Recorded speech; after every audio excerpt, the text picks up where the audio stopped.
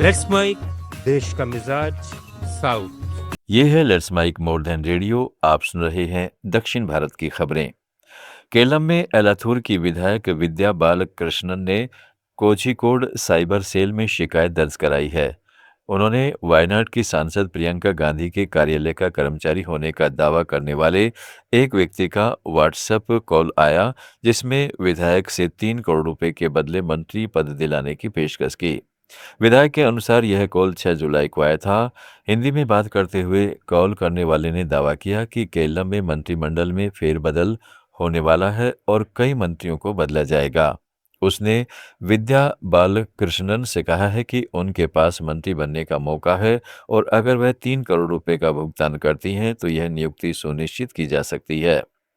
केरलम के गृह मंत्री रमेश चेन्नीथला आज चेन्नई पहुंचे। उन्होंने एयरपोर्ट पर मीडिया से बात करते हुए तमिलनाडु के मुख्यमंत्री विजय की नशीली दवाओं के खिलाफ कार्रवाई की तारीफ की और ऑपरेशन तूफान के लिए समर्थन मांगा।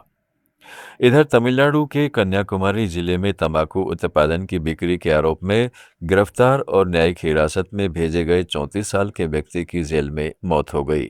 मृतक की पहचान सबरी बर्मन के रूप में हुई है, जो नागरकोइल क्षेत्र का निवासी था। उसकी मृत्यु की खबर मिलते ही परिजनों ने शव लेने से इनकार करते हुए सड़क पर जाम लगाकर घटना की गहन जांच की मांग की। परिवार ने आरोप लगाया है कि बर्मन पुलिस की बर्बरता का शिकार हुआ है। उसके शरीर पर चोट के निशान थे, जिससे लगता है कि हिरासत में उसकी पीट कर हत्या कर दी गई। मद्रास हाईकोर्ट की मदुरै बेंच ने युवतियों और किशोरियों से डिजिटल दुनिया से अपनी निजता और गरिमा की रक्षा करने में सावधानी बरतने की अपील की है।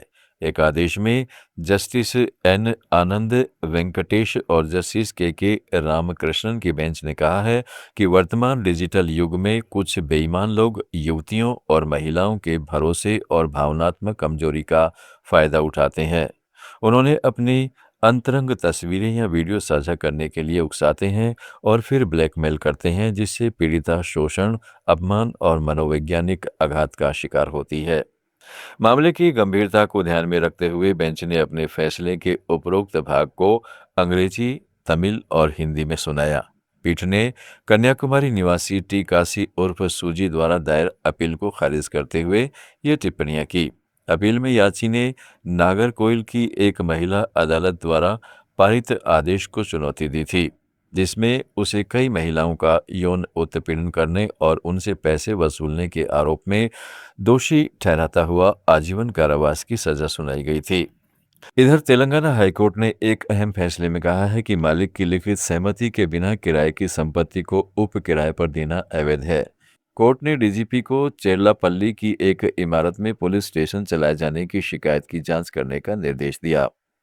संपत्ति मालिक तिरुमाला लक्ष्मणाचार्युलू की याचिका पर सुनवाई करते हुए जस्टिस एवी वेणुगोपाल ने पाया कि लक्ष्मणाचार्युलू ने मेडचल मलकाजगिरी जिले के ईसी नगर चेलापल्ली में स्थित अपनी 2 मंजिला इमारत को औद्योगिक क्षेत्र सेवा समिति को 11 महीने के लिए 36,000 रुपये प्रति माह के किराए पर दिया था, लेकिन समिति ने मकान मालिक की अनुमति के बिना उस इमारत को पुलिस स्टेशन स्थापित करने के लिए किराए पर दे दिया।